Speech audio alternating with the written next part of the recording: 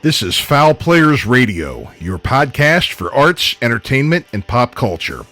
Welcome. My name is Michael Spedden, your host. Every episode features fun, fascinating stories about people in the performing arts, actors, authors, dancers, writers, musicians, athletes, you name it. Folks who are center stage, backstage, on camera, or behind the scenes. Sit back and listen. Let's have some fun. Fowl Players Radio is a proud production of the Fowl Players Group and the official podcast of the Fowl Players of Perryville. Hey, you guys, this is Gina Shock, drummer of the Go-Go's. Snowman here. Hey, Mary Jo Peel here. Hi, this is Kathy Ladman. Hi, this is Jay Nedry from the Road Ducks. This is A.D. Adams, and you are tuned in to Fowl Players Radio with your host, Michael Spedden. And welcome back to Fowl Players Radio, folks. My name is Michael Spedden, and tonight's guest is Chatterbox Kevin Griner, A.J. Brzecko, Mike Humphrey, and Billy Long, a Baltimore band that's about to release a CD which is due after the first of the year called When the Creatures Crawl.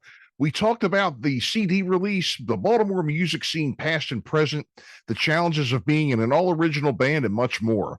They have a show coming up on December 1st at Zen West in Towson, Maryland. Links to all of their songs, their music, their show dates, and everything can be found in the show notes. If you are interested in professional comedic entertainment in your venue, fundraiser, or other event, please consider a murder mystery from the Fowl Players of Perryville. For bookings and other information, please call 443-600-0446 or email foulplayersperryville@yahoo.com. Our website is foulplayersofperryville.com. Don't miss the Back of the Rack, the Michael Spedden Show on 97underground.com, Baltimore's pure rock worldwide, where we feature songs you forgot you liked, current and classic local rock, hard rock and metal classics, and up-and-coming bands. Tune in every Tuesday at 4 p.m. Eastern. Listen on your computer or download the app so you can listen everywhere you go, 97underground.com. We at Fowl Players Radio are proud to support artists, and we encourage you to consider shopping small and supporting them as well. Links to their books, albums, tickets to their shows, and other items can be found in the show notes of every episode. We thank you for tuning in and listening, and remember, you can help us greatly by clicking the like and subscribe buttons and giving us a fair review. Our main website is foulplayersradio.com. Our YouTube channel is youtube.com/@foulplayersradio. We'll be right back with Chatterbox right after these words. Hi, this is Bud Becker. Hi, everybody. Dwight Weems from Gaz the Fun Band. Hi, folks. This is Jay David. Hey, this is Brian Damage from Kicks and Rhino Bucket. Hi, this is Kim of Kim's Crypt. Hello, my name is Gunhild Carling. Hi, this is Paul Castiglia, and you're listening to Fowl Players Radio, the one-stop shop for all your pop culture needs. Okay, and welcome back to another episode of Fowl Players Radio. Michael Spedden here, and tonight we have Chatterbox joining us tonight, one of Baltimore's original bands out there. They're getting ready to release a CD in a couple of months. They've got some shows coming up, just full of good news. Kevin Griner, A.J. Brzecko, Mike Humphrey, and Billy Long are here tonight to tell us about all this good news, and we're going to talk a little bit about the old days in the club circuit. You know, we're going to sound like doing some reminiscing about the old times around here, sometimes that we all remember, especially if you listen to this show. Back when weed wasn't legal. Yep. Back in the 1900s. So welcome, fellas. It's good to have you today. Hey, good to see you, Mike. Hey, what's up? Very nice to be here. Oh, great. Well, it's good to have you guys. Good to have you here. And so I understand that you're working on a new project that you plan to have out maybe late winter, early spring. Tell us about this. Okay, this is our new album that we actually started working on basically the first day we got together as a band after there'd been a bunch of turmoil, we'll just say. Mm-hmm. But the second that we had gotten back together, we started writing material. I mean, just from the word go. Mm-hmm. Since that point, we have actually gotten 2 CDs worth of material down, bed tracks down. 1 CD will be ready somewhere around the beginning of the year. Mm-hmm. 1 CD will be ready somewhere around fall. Okay. Yep. Hey, man, sounds like you're churning it out, huh? Yep. Yeah, next year's a big year. Oh, we're still writing. There's still We've got a There's whole still nother more songs. CD We on still the got works. other songs that we're working on. So Yeah, That's by the great. time- it happens every Sunday. yeah, by the time the CD comes out in the fall, we'll be ready. We'll be ready record to another release one. another one. Yeah. Well, hey, there's nothing wrong with that. Nothing wrong with that. It's good to see that you're honing your craft, putting out more and more material for everybody. Keep writing and recording, doing your own thing, which is something I've always had a high respect for. Thanks. People that not are saying the same thing over and over again. Mhm. There's always something new. Some people write good records and they rely on it. Nah, you got to keep going, man. Try to top it. Sure. Hey, nothing wrong with that. Nothing wrong with that. Previously, Kevin, you were good enough to let me preview some of the music that's coming out for the new album, and it sounds great. Thank you. Unfortunately, you can't hear it here, but I do have it, and I will. Once it's finally ready and I have your blessing, I will incorporate it on 97 on my show. Thank you. Yeah, when I when I finally, when it's finally ready, I've got your blessing and it's all ready to rock and roll. Absolutely. It will. Thank you. Appreciate it. I think when you hear the song, the title track off of the album, Creatures Crawl, I think you'll really like that. That song's right. There's 10, it's a 10-song CD. And all 10 are great All songs. 10 songs from the ballad. We're very happy. We're very happy with every song on the record. Well, good. That's good to hear. That's good to hear. I'm glad that it's things are going well with it and everything. Absolutely. There's nothing that I guess a lot of times too, as somebody has the amount of original material that you have, it's kind of hard to pick what you're going to record and release. Yes. Also, But see, here's the cool part. Love everything you do, and you don't have that problem. Just take 10, put it on there, because the 10 that you didn't pick are just as good as the 10 that are on there. Right. Well, that's true. That's a good philosophy right there. the fun part is when you only have 30 to 45 minutes to play at a show and you have to pick out. That's the hard part. There you go. There you doing go. the shows because you don't have enough time to play them all. Playing them 8-minute songs, not happening. Right. Yeah. Yeah, we're not Dream Theater. We don't get 3.5 hours to play. I know. Well, I'm really happy for you though that this is going well. You're recording it in Upper Marlboro. You said it was Oblivion Studios. Mike Bozier. Yeah. Mike's straight to work. Mike's a great engineer. Shout out. A nice guy. Nice guy. Yep, I've heard a lot of good things about that studio. A number of people that I've had as guests on this show and others have said that that's a great facility. They're real happy working down there, and they do a real nice job. So, He has Ice-T's drummer from Body Count. He plays in there. Records in Mike's he's just a really easy to get along with guy. He understands when you speak, drummer speak or guitar speak to him. He's got a big scary lizard that lives there. Yeah, he does. He has a 65-pound monitor lizard. Jesus. But yeah, he's a really good guy to work with. Yes. Well, good. That's good to hear. It's always great when you have a good chemistry with your the person engineering and producing your album there. Yeah, I mean, you can't work with people that you just don't get along with, Right, and you can't work with people that don't get you either. Exactly. Right.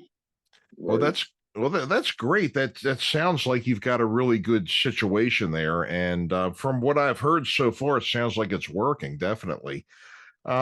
So you've got a number of shows coming up too. I know coming up early December, you have Zen West. I keep calling that place Gators, but it's Zen West now.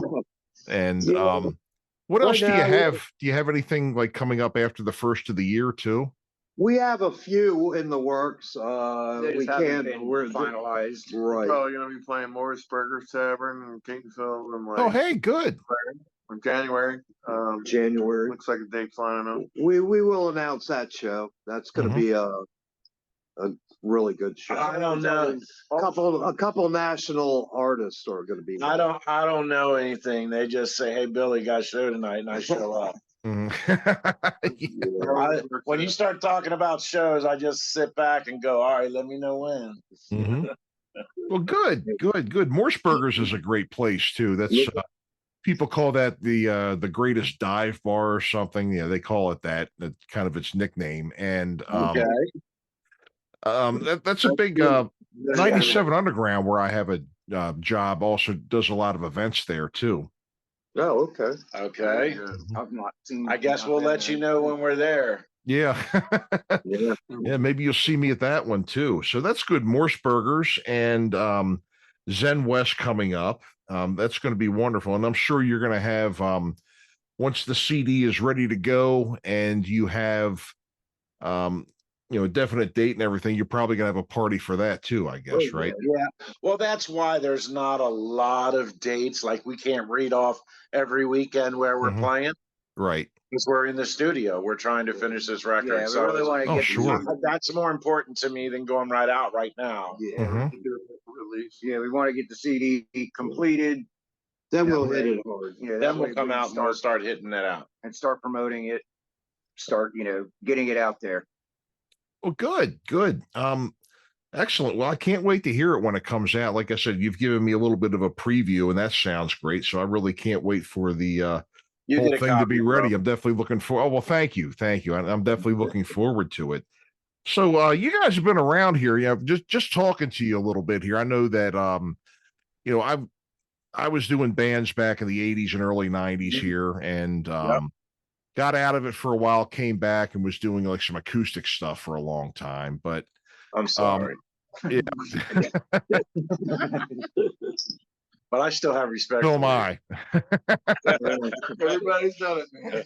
Everybody's done it. Hey, I've played polka. Yeah, we got a polka drummer. I played in a 60s kind of rock band, cover. I did that for a little while. I did Ethiopian dubstep once. It didn't work out though. Talking about bands, not what you smoke, man. Yeah, that does sound like something that you would smoke too. It does. Right. Right. Okay. Yep. So some of the bands, some of the places that I remember playing, and we were just kind of talking. I'll just mention a couple of places, and you guys can tell me, what you thought of them. Any of you do Maxwell's? Yeah, I did. Yep. Several times. Yep. When was this? Like what era, or with who too? Mid. I was in a band called Lost Youth. Okay. Mid 80s. We played there, and I think I'd mentioned another place we played at a lot too. Out there was not out there, but Manny's. Lost Youth, we played a lot there, and then we went on the road with Didi Ramon and Chinese Dragons, and all hell broke loose. So it was just, I bet it would have with him. I could just kind of picture that.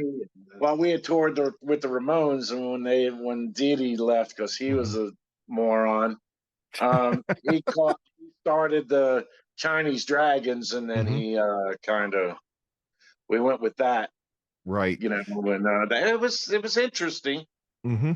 I had as a guest, I didn't know if you had ever crossed paths with a guy named Monty Melnick. He was their road manager for years. And I had him on. He put out a book about a year or two ago about his years of touring with the Ramones. Basically he was there at every show, and a lot of great stories he had too. So what was it like being with those guys, touring with them? Well, back then you weren't really with them. Right.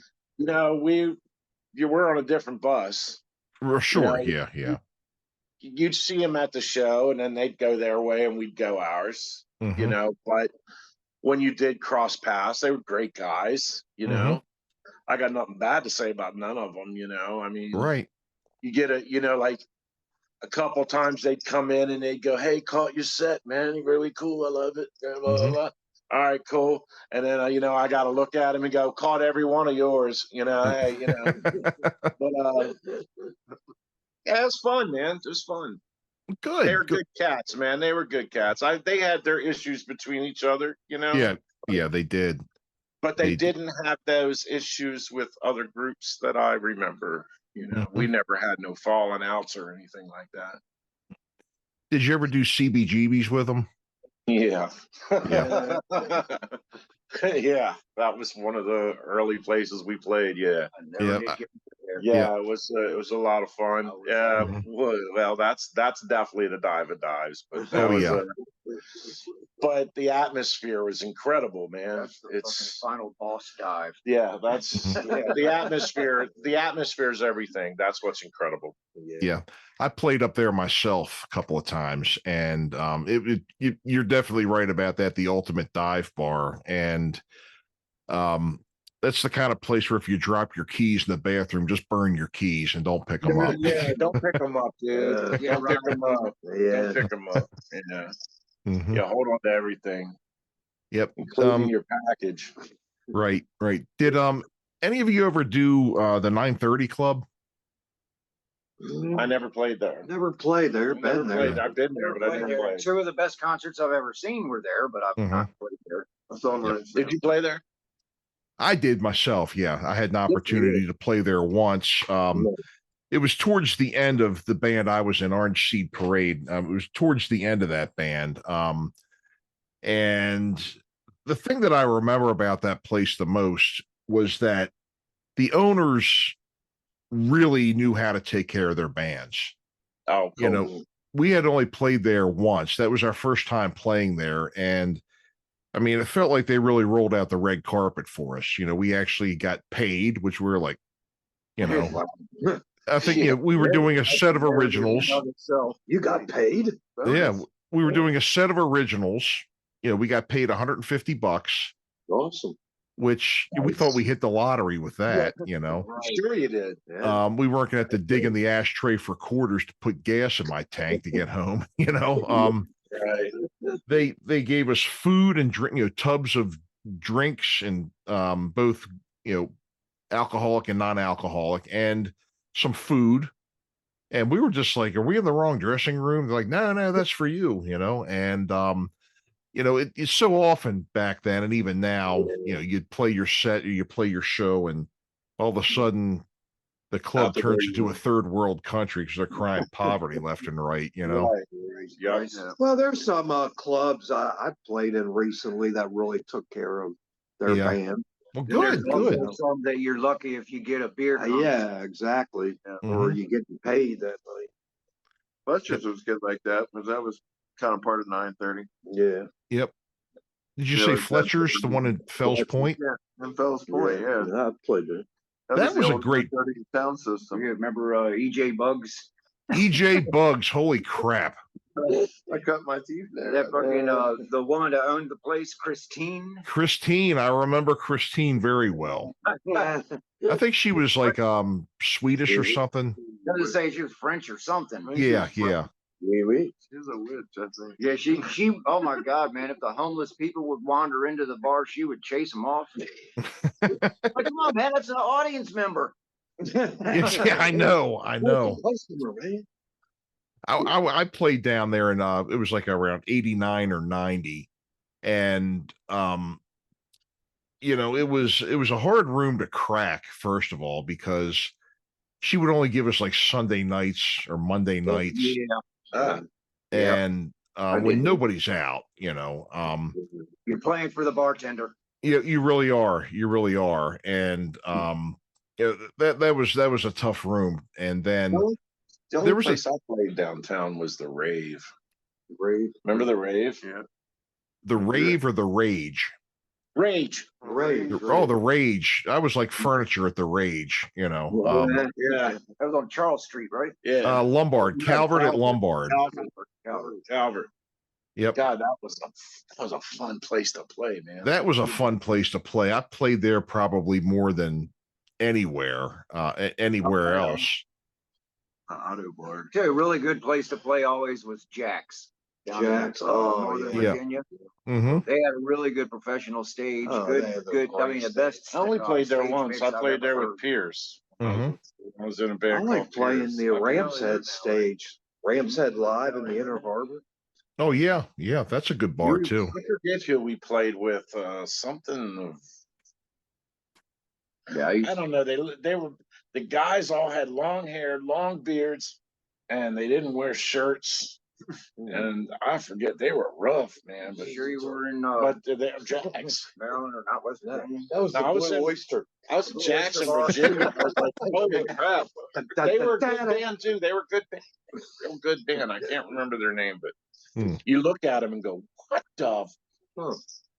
Looked like they came right off the street. And then, man, they just threw down, man. They were good. Funny because on our new upcoming CD, When the Creatures Crawl, we have a song called Rock Ghost, and it's about all these cool clubs that are no longer with us, and all these great musicians that are no longer with us. I know. So it's kind of our tribute to that. Yeah, our tribute to the music scene of yesteryear. Clubs of the 1900s. Yeah, yeah, the 1900s. Isn't that the truth? You know, I remember you talking about that. You had mentioned that to me as well, that you had a song where you talked about 4 clubs, right? Yeah. 4 venues. What were they? Hammerjacks, the Bayou, Cap Center, Paragon, and I didn't say the Paragon. Network, yeah. Yep. Just talk about how they're gone, man. How they're, it's just, you know, they're ghost towns now, man. Ghosts of the past. And it's like you really cannot explain to somebody who wasn't there what it was like, neither. You know, No. If you weren't in the 80s, you do not get If you didn't live in the 80s and you weren't going to these places and I mean frequently going, I was going to Hammerjacks every weekend if there wasn't a show at the Bayou or, you know, I was a Hammers cat. But, you know, I'd find myself at Network once a month. There's something cool going down, you know. So it was such a long time. If there was somebody good playing somewhere, I was there, or if not, I was at the Paragon. Rabbit's Foot. And in the 80s, we were Riverdale bums, you know. In the 80s, we were Riverdale bums. Okay. You know, we didn't live in Pasadena then. We hung out at the Paragon. We didn't all the live in time. Glen Burnie then. Paragon, Hammerjacks. Yep. Did you ever do the Old Mill Tavern in Dundalk? I did that one time with a metal band called No Fate back in the 90s. Yep. I remember. You remember that place? They had their stage, and on the stage, they had like these silver streamers in the back, and there was like a cowboy mural on the wall. and on the right side of the stage, at stage right, they had this pipe come up out of the stage. It was, I guess, about the diameter of a basketball. A pipe came up and it kind of turned and had all the light controls on it. Like all the light switches for the stage lights were on that. Right on stage? Yeah, on the stage, yeah. Wow. You remember Midway Cafe? They had a pole right in the front center of the stage. Yeah. I played there once. I played there one time, and I tell you what, we didn't go over. And we should have had that Blues Brothers chicken wire up that night because we played behind that at one place in DC. It was called Club Asylum in Exile. Okay. It was. Wasn't that 8th Street? I don't remember, man. It was a long time ago. A bondage band that Mike was in. There had been a place called Club Asylum, but then they had to move, and it became Club Asylum in Exile. Wacky. And yeah, there was chicken wire up. That's the only place I've ever played behind chicken wire. In Baltimore, I think I played a lot of cool places, man. Steel Town. Steel Town, yes. I never played there, but I went there quite a bit. Yeah, that was cool. God, man, I was trying to remember all these places. There's a lot of history in this area. There sure is.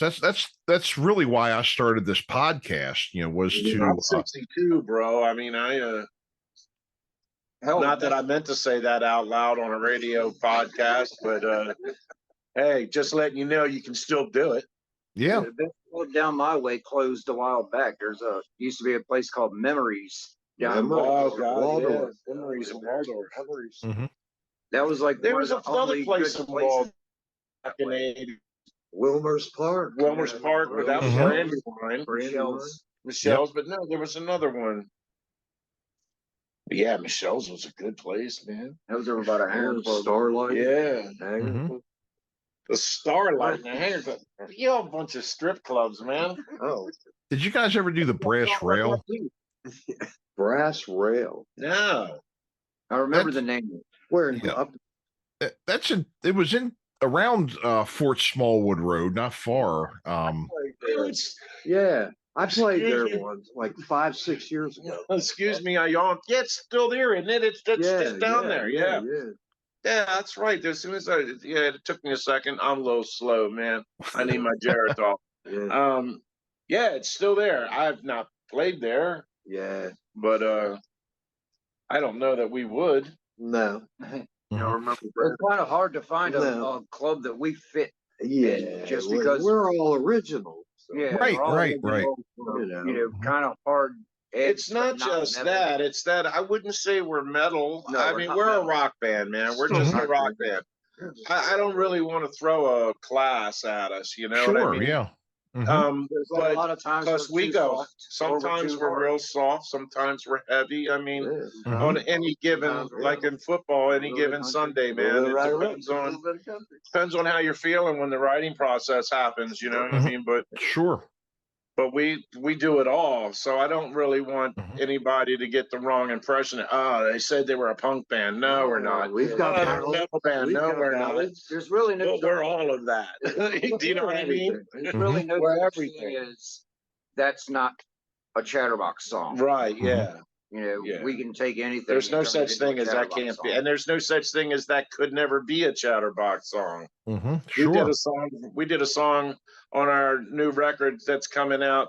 It's written by Jonathan Richards in what, 72? Jonathan Richman and the Modern Lovers came out like 72, 73. It's called Pablo Picasso.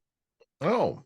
It was actually redone a couple of times. It was redone by a punk band on the Repo Man soundtrack. Oh, okay. I recorded it about 20 years ago in my little apartment studio, and I brought it to Billy and had him sing on it, and it went from there. And then we introduced it to the band, and we're going to release it. Now it jams. It's like the third version of this song that's out there. That's great. That's great, man. Well, I mean, like I said, it really seems like you've got a good band chemistry there and a good working relationship. Absolutely. And that's 90% of the battle. And the fact that you brought up, that there's no such thing as that's not a Chatterbox song. Well, it can be. That was. Yeah, anything's fair game. Yeah, it sounds like you're really enjoying, the creative process that the four of you have really put together. Now that's the fun part, man. Sundays, we are this one drives the farthest, Mike, and he's hitting us at like 8 a.m. We're on, right? We're on, right? Because he's got to leave by 10 to get here by noon. We're on, right? So we're all like, yep. And once you get the 4 yups, it's usually going to be a pretty good day. Well, good. And the more we practice, the tighter it gets. Oh, sure. We get 2 practices 2 weeks in a row. We're dangerous. We get 3 in a row. We're going to write a record. We're writing at least 2 years. Hey, we're writing one right now. Yeah. Right. Hey. That's what it sounds like. Give me the okay to use Fowl Player, what is it called? Radio. Fowl Players Radio. Yeah, give me the okay to put that somewhere in the song, and I guarantee it'll get used. Go right ahead. There it is. Yep. Consider it done, Mike. Okay. Hey, I'll look forward to that. I'll definitely look forward to that. What it is I write all the lyrics, and so I pay attention to what happens around us. Sure. I pay attention to what each individual says. And I also pay attention to their emotions. I pay attention to if they're struggling somewhere, or if something's going great or something's going bad. So with me writing the lyrics to most of the songs, they're true stories. It's happened. It's it's happening in our life right now as we speak. And you'll hear that all over the two records, you know. A lot of reality in there. Yeah. Absolutely. Yeah, Some of it's dark, you know, but it's the truth. Yeah, there's been a lot of darkness that's happened, so it's got to come out of music. And then there's the party anthem. Yep. Yeah, and then there's always the party songs, you know, like Sally's Trunk that, you know. Oh, yeah. Rip Roaring Drunk. Rip Roaring Drunk. There's another one from the new one. Oh, you'll go crazy. When you're Rip Roaring Drunk, you're going to pop a beer open. That's guaranteed. Yeah, you'll hear that one December 1st. Okay. That sounds good. That's good. You know, you know something, too, I wanted to mention, and we were just talking about the rooms that were around that are no longer there. Another tradition that's kind of gone away, I think.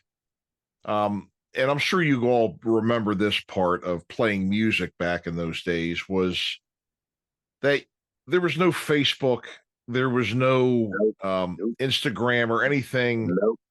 You know, word of flyers. The lost flyer, man. Yeah, the lost art of flyers. We Handing were out flyers is like saying, "Here, you throw this away." Yep. See, the only difference is that where you were going? Because we cut you off. Well, yeah, that's exactly where I was going. That was. Go ahead. Back in the day, it was different. You know, people came out to clubs. They didn't care. They'd get messed up and drive. You know. Yeah, back in the day, they just sit there and said, "All right, get home careful. Give me your bottle and get home careful. Is that a bong between your legs? Give me the bong. Give me the fifth," and they'll dump the fifth out on the ground and say, "Be careful going home. Stay in the lines." Right. Now people are just too afraid. Yeah. We thought about having a drink. There's too much to lose now, man. There really is. And the thing is too was that's how you got to know your audience back then, though. You went out, and and believe it, and that was expected. You hustled, that was expected. You know, if you wanted to play somewhere, they had better have seen you out there giving out flyers and talking to people. You know what else too, though? What's that? Back then, it was I hate you, I hate you, I hate you between bands. Yeah. You know, you'd lay your flyers out and they'd come rip your flyer off and get, you know about that. You worked your ass off and they're going, "I didn't see no flyers. Shit, I threw 100 out there." But, but it was another band that came in behind you that's playing the following week that ripped them off and threw theirs up. But I mean, that was all part of the game, you know. And now. Yeah, I remember these guys got pissed at us one time because they had their band flyers up at the Rage, and we took a Sharpie. We drew afros on everybody. They got really pissed. They looked like the Jackson 5. That's priceless, man. But that's what was going on then, you know. And now, I kind of like it. Everybody loves everybody now, man. We talk to cover bands, and everybody wants to help everybody now. And I think that's a really, I really like where music is headed towards the friendship between bands. Yeah. Always a lot easier to make friends than enemies. Yep, all our Maryland band friends are awesome. Yeah, there's bands that come out and see us, you know, because they're in a cover. There's like. I'm not going to mention any names, but there's this one guy who comes out and sees us. He's in a couple cover bands, and he goes, "You're my favorite band locally because you got the balls to keep it going original. You're not giving into all these clubs." Because we've had clubs say, "Hey man, you want to play here?" And we're like, "Yeah, we don't want to play there." And they go, "All right, well, we want you to do so much time, but we want you to do cover songs." And we go, "Well, Chatterbox isn't playing there." Right. And they're like, "Well, you can, well, wait a minute. You can do." No, you don't tell me what I'm going to play and what I'm not going to play. I don't need your club that bad. Chatterbox is not a cover band. We're not a cover band, and we're not going to do it. But we do cover. Yeah, when we do cover. But we do but it's covers on our terms. Yeah, we make them our own. Yeah, I mean, it's covers on our terms. If we need the time, if we need it, throw one or two. And it's only one a night, maybe two. We'll throw them a bone here and there. But I mean, it's like you know, I'm not. I refuse. I've been doing this. I've been in this business too long, and I'm not gonna. Listen, man. We ain't got record companies anymore who appreciate what we're doing. So we have to do this on our own. And back then, clubs were accepting it, and they loved it, and they just thought it was the greatest thing since, you know, sliced bread. It was all new. And now they, you know, they want it done this certain way, and I don't know. Sell tickets. Call me an ass, but I'm not falling down, man. I'm not, you know. I like who I am. I like where I am. Yep. And the other thing, though, that I was thinking about, and I had this conversation with quite a few people, is that, and tell me if you agree, it's like it isn't such a bad thing that yes, you know, bands that do covers out there and everything. God bless them. But the thing is, it's just like there's so many covers that have just been done to death. Thank you. Yeah. Everybody's playing the same shit. I can only see too many Motley Crue, Judas Priest, and Iron Maiden groups, man. I know. That's one of the things with us is when we do and I play love a cover, those bands. Don't get me wrong. Yeah, when we do play a cover, it's something that everyone will know, but nobody is playing. Right. That's kind of what I was getting at too. It was that, you know, can we retire Living After Midnight, please? Yeah. Thank I you. agree. Yeah. Can we retire? Great side. That's so funny, man. God, how many so bands have funny. I heard? Yeah, Living After Midnight, breaking the law. Yeah, I mean, Why don't you fuck off? I understand. I mean, they're easy songs to play. Yeah, they're easy time killers for a set, but enough, please. You know. Yeah, no, I totally agree, bro. I totally agree. Definitely been overdone. Well, to give you an idea, I'll throw you one bone, all right? On a cover. Yep. We do the Nobodies by Marilyn Manson. Nobody does that. Right. And boy, when we do it, I'll bet you Marilyn would sit there and go, "Thank you, fellas." Yep. Well, it's like, you know, we did Tom Petty. Completely different than Tom Petty would do it. Oh, we did Running Down a Dream and smoked that bad. We did the Cars. Completely different. Yeah, we've done the Cars. We do Anthrax. We do Anthrax. Got the Time. I mean, sure. It's just not. But like I said, it's just not stuff you're going to hear every day. Wednesday 13, Bad Thing. You know, I mean, we when we pick them, we pick them. Social Day. And do you know how it usually happens? How's that? Somebody plays it. You know, he'll play the bass line, and it'll just start happening. Right. And then we go, you know what?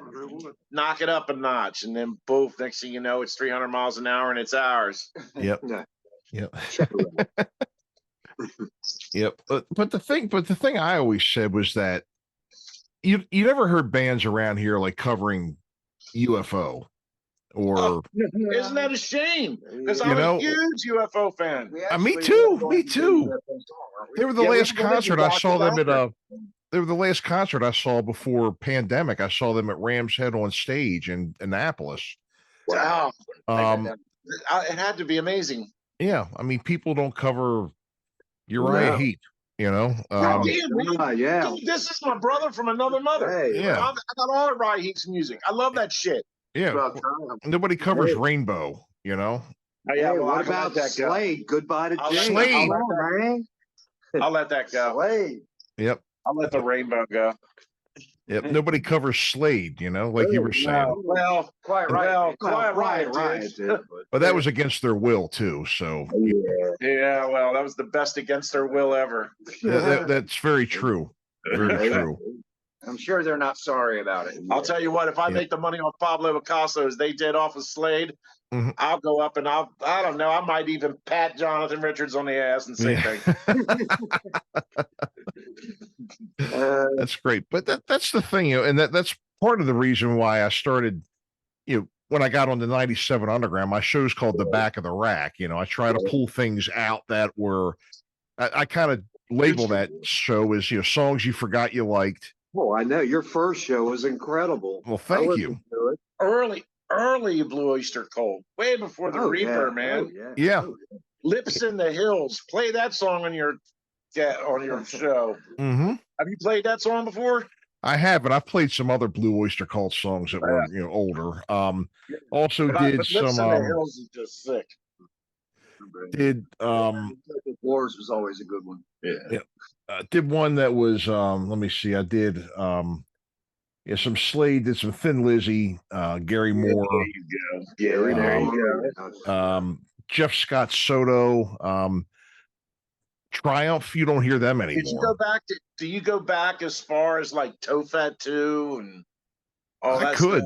I'd do it. I mean, I've played Mountain on the show. Yeah. Do you remember Tofat 2? No. God, they were so cool, man. So cool. Every time I mention the name, people go, "Hurt." They had never heard of them. These guys played are great. HSAS. You remember HSAS? No. They were around. It was Hagar, Sean, Aronson, and Shreve. Yeah. I did hear it. I heard of it. They had an album out called After the Fire, and it was just it may have been an EP or it may have been a full-length album, but they were only together for like a summer. It was like a project that they did, and they never did it again. But Sammy Hagar, Neil Schoen, Kenny Aronson, that bass player for Billy Squire, and Michael Shreve from Santana. Wow, and it was a good album too. I've played some of that stuff. And then some local guys too, Red Dye Number 9, Electric Prophets. I've played them, I've played, let me see. God, that makes me want to cry. Yeah. Should I have not brought that up? I'm sorry. No, it's all good. Okay. But I mean, I did play it. We like to tease him over it. Oh, okay. Yeah. I also, the Last Picture Show, I played some of their stuff. They recorded with us at Invisible Sound. Wow. They were a good band. They were a Baltimore band. You ever heard of the Sloths? They're an interesting band. No, I've heard that name. Yeah. They were around. You're hitting me with some stuff now. I can't even. I never heard of these names. I'm like, I thought I heard of everybody. They were around in the 60s. They were young guys. They were in high school, and they used to open for the Doors and Iron Butterfly. Oh, wow. At the Whiskey. And wow. They went their separate ways for a number of years. Their singer's name was Tom McLaughlin. And I've had him on the podcast too. I'll tell you about him real quick. He ended up going to France and he studied mime with Marcel Marceau. Oh, wow. Came back to the United States and ended up being a writer and a choreographer on the Dick Van Dyke Variety Show, where he would do all the pantomime routines and do that stuff. And then he directed Friday the 13th Part 6. Directed a bunch of Steven Spielberg Amazing Stories episodes. Directed a couple of Stephen King like made for TV movies, and then they got the Sloths back together in 2015. How old is he? He's early 70s. Good for him. Wow. Early 70s, and good for him. Yeah. So I've been playing some of his stuff. It's the back of the rack. It's nice. The back. Nice. The best stuff. Yep. Nice. And doing that too, I also support people from our region, past and present. If they're up to something now, I'll play now and older stuff too. So that was the whole reason I started my podcast. And you guys had mentioned earlier too the history we have here. We sat there and we just spent a half an hour naming clubs, and we could probably spend another 2.5 hours naming even more clubs and rooms. And and then there's the bands. Yeah. All the local bands. Yeah. Good Lord, man. Yeah. I mean, it was a magical time. DC Star, Forcer. Yep. They've been guests. Snidely Crunch. I remember them. Smut. Tommy and the Love Tribe. Yep. Do you remember Smut? I don't remember Smut offhand, but I do remember Tommy and the Love Tribe and the Vamps, which ended up becoming Skin and Bones. Remember those guys? Yeah. You remember Godhead? Yeah. Godhead, they started out as Blind, but then they went and became Godhead, and then they got signed. By Marilyn Manson. Yeah, the guy with the they got signed mohawk. by And Marilyn I Manson. opened for The him. guy with the mohawk. I opened for him. He used to sing the national anthem at the Capitals games, man. Oh, really? He used to play at Manny's and stuff when he was blind. Man, this guy was good. This guy was good. Anyway, I'm sitting there and I go to a Caps game, man, one night. It's years later. And there's this, he still got the mohawk and everything. He came out there and sang the national anthem. And I was like, get out of here, man. And he sang the national anthem better than I'd ever heard it sung. Wow. He was a hell of a singer, man. All right, I've done that before too. You should look up. You sang the national anthem? Orioles games, yeah. Nice. Look up Godhead doing Eleanor Rigby. Yeah. That'll trip you out. That's when he got signed by Marilyn Manson. That was their big hit. Was their cover of Eleanor Rigby. Oh, okay. It's an industrial sound. Yeah. So if you can imagine the industrial Beatles. Well, they were from Liverpool. You think maybe that would have rubbed off on them, but you know. Yeah, all the steel working. Exactly. So, okay, guys. Well, look, let's get ready to wrap things up here. What I'd like to do is just have you tell me. This is called our shameless plug portion of the evening, where you're allowed to shamelessly plug anything you'd like to shamelessly plug, with all shamelessness included, no shamelessness spared. So go for it. Well, I'm not going to whip it out, but I'm pretty positive my dick's bigger than Mike's. That's just because, he dreams. It's older. And he wears bifocals. The only thing we really have, to bring up is, we have the show coming up on December 1st. Okay. And Zen West with copies of the first CD will be available at the show. And come beginning of the year, we will have new CD, When the Creatures Fall. And then after that, we're just going to leave you in stitches, man. Yeah, then we'll have one coming up in the fall called Left in Stitches. Left in Stitches. That's going to be the name of the one after Creatures. Okay. The one in fall. It's called Left in Stitches. And we have a Christmas song. Oh, and we have a Christmas song too, which we're going to play December 1st too. Called Fred the Mall Santa. Okay. Yes, It's one I wrote back in the 1900s. Yeah. Back when I was I wrote that back when I was playing drums for John Lee Hooker Jr. Oh, okay. If you go to our YouTube page, Chatterbox Band MD. Shit, you're laughing, bro. That's the truth. Oh, yeah. I used to play drums for John Lee Hooker Jr., man. Yep. Yep. But anyway, Fred the Mall Santa, or Chatterbox's new Christmas song, is on YouTube. Okay. Chatterbox Band MD. Yeah, it's on there. Yeah, check that out. Check it out. You'll love it. You'll love it. And if not, I can email you a copy if you want to. It's called Fred. Okay. It's great. About a mall Santa. Sure. Send it my way. Definitely send it my way. So, so there it is, folks. We will put all the links to everything about Chatterbox in the show notes so you can see it and you can support them, as we would love to support all local music. Get out there and with all of our guests, we believe on this show in supporting our artists. All of our artists, we put their links in the show notes so you can look them up, get their tickets to their shows, CDs, books, albums, whatever they have, so you heard it there. Make sure you get out there and show Chatterbox some love. The holidays are right around the corner, folks. And remember, this makes great gifts. So, chatter. Yep. So, guys, thanks a lot for being with us tonight. Thank you, Michael. Folks, thank you all for listening. We will see you next time.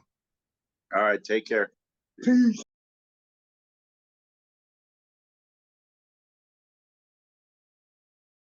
And folks, thanks again for tuning into Fowl Players Radio, our episode tonight with Chatterbox. Again, Kevin Griner, AJ Brzecko, Mike Humphrey, and Billy Long, a Baltimore band that is about to release a CD, which is due after the first of the year, called When the Creatures Crawl. So, folks, please check out their CD, support them. There are links to where you can get their music and all their show dates and everything are in the show notes of this episode. If you are interested in professional comedic entertainment in your venue, fundraiser, or other event, please consider a murder mystery from the Fowl Players of Perryville, 443-600-0446, or fowlplayersofperryville.com. Don't miss the Back of the Rack, the Michael Spedden Show on 97underground.com, Baltimore's pure rock worldwide. We feature songs you forgot you liked, current and classic local rock, hard rock, and metal classics that never die, and up-and-coming acts. Tune in every Tuesday at 4 p.m. Eastern and listen on your computer. Download the app so you can listen everywhere you go, 97underground.com. And we at Fowl Players Radio are proud to support artists, and we encourage you to consider shopping small, support them as well. Links to their books, albums, tickets to their shows, and other items can be found in the show notes of every episode. We thank you again for tuning in and listening. And remember, you can help us greatly by clicking the like and subscribe buttons and giving us a fair review. Our main website is fowlplayersradio.com. Our YouTube channel is youtube.com/@fowlplayersradio. We hope you enjoyed our show tonight with Chatterbox. Great group of guys, and I really think you'll enjoy their CD when it comes out.